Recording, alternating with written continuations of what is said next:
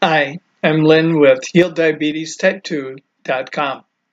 I want to talk about how the ketogenic diet came to be. It all started with fasting, and fasting, you've probably heard of it. It's in every major religion was fasting. Not only that, but it's been practiced for centuries. It was used to treat all kinds of ailments through the centuries because there was no medicines or pharmaceuticals often, and fasting seemed to help, and it really did help many diseases. Well, at the turn of the last century, one of the issues was children with epilepsy, and there was no medicine for epilepsy. But what was found out is that if these children were fasted, that their epilepsy went away. Sometimes when they began to eat again, it came back, and so they had to fast again and get on a fasting regimen. But it did help to treat their epilepsy. But as you can imagine, a lot of people think it's rather cruel not to feed children, especially if they're sick. So the government tried to end this whole practice of fasting as a medical treatment. There was a doctor in Minnesota, Dr. Russell Wilder, who surmised that a diet could mimic fasting. Well, what happens when we fast? Of course, you stop eating, but your body transforms because we are dual purpose or dual hybrid animals or hybrid machines, like a hybrid car. We burn or can burn two different types of fuel. One is glucose, which we get from carbohydrates, and everybody knows about. You eat the carbohydrates and it turns to energy, and that's what your body uses. And that is the main source of energy. The problem with glucose is you run out of it rather quickly. The body doesn't store it. Well, then what happens? The body at that time can switch over to burning ketones, which is fat. And when a child fasts, in 2 to 3 days, the body has converted over to burning fat as fuel or energy, and that's when the epileptic seizures went away, is when these children began to burn their fat stores in their body. Well, that was quite a revelation, and the practice.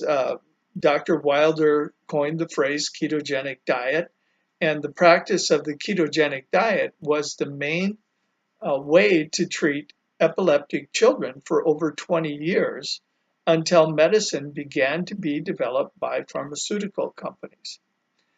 And that changed everything then, as doctors preferred to prescribe a pill because it was easier than it was to try and teach these people how to eat on the ketogenic diet. And so the ketogenic diet, even though it remained one of the practices to treat epileptic children right up into the 1980s, it was in uh, medicine books on how to treat epilepsy. But it just more and more drugs were developed, and the preferred choice to treat epilepsy became medicine. And so then the ketogenic diet kind of went by the wayside. The problem is there were still children who had epilepsy who didn't respond to the medications. And one of these children was named Charlie, and it was after him that the Charlie Foundation was formed. And you can go to it today, thecharliefoundation.org. They talk about the ketogenic diet. I got some of my information from their website. And for children who cannot tolerate the medicines, the ketogenic diet is a way of hope. It's a way to treat their epilepsy and to heal their bodies. Well, that all became popular in the 1990s with the movie First Do No Harm. And that was the story about a child with epilepsy who didn't respond to medicine.